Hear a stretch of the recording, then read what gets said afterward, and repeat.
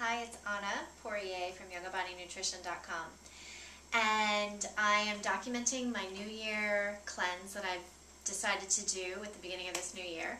This is, this is day 5.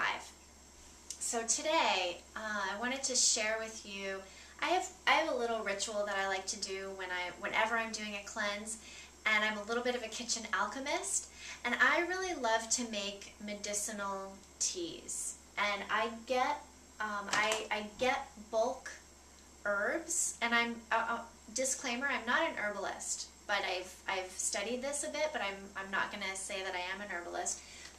But I'll order bulk from a company that I really like called Mountain Rose Herbs, and when you look in the more information section below this video, I'll give you a link so that you can check them out. They're wonderful for culinary herbs and spices, but also for more medicinal herbs and spices.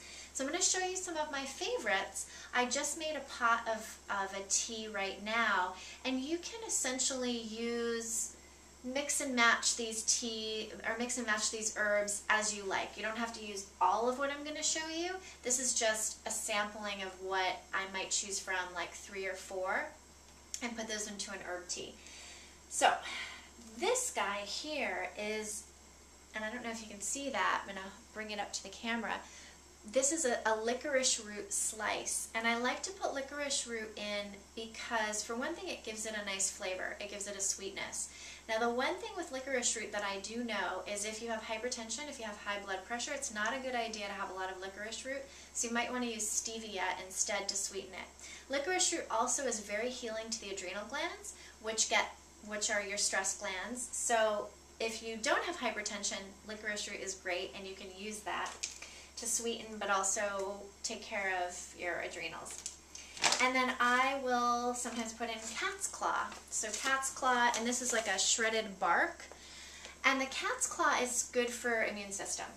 So that's generally, it's got some other properties, but it's great for the immune system, which is always nice when you're doing a cleanse. Pau d'Arco, which hopefully you can see that. It's also kind of a bark. This is great for things like candida and just generally clearing out bad pathogens from your digestive tract. So I love this one. It's got kind of a earthy flavor that I tend to like. Burdock root, another great cleanser. Take a look at that.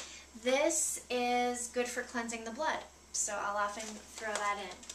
I've got some dandelion root. Dandelion's awesome for the liver, really beneficial for cleansing the liver, and it's high nutrient. I'll use the greens too. I'll just get those at the farmer's market or at the store. The greens are the highest nutrient dense green that you can get. Rose hips. I really love the rose hips, and these are just the dried hips right off the rose plant. They're a natural source of vitamin C, so they're a food source of vitamin C, which is awesome. And the final one that I have here in my little batch is astragalus. Astragalus, I don't think it has the best flavor, to be totally honest, but it's great for the immune system, and it helps to build the body. It's a tonic, it's an adaptogen. So it helps to just support your body. So I'll mix it in definitely with some better tasting ones, because it's just, it's not bad, but it's not delicious either, according to me. So those are some of the things. I'll put that in a pot with water, cover it. I will just really gently bring it to a simmer, let it simmer a little bit. You don't have to boil it to death, and then just let it sit. So I might simmer for like 45 minutes or an hour, if that, and then turn off the heat and just let it sit, and then strain it and drink it. It's delicious, and I put it in smoothies too. I'll cool it and put it into my smoothies. So that's day 5. Thanks for watching. This is Anna from yogabodynutrition.com, and I'll see you tomorrow.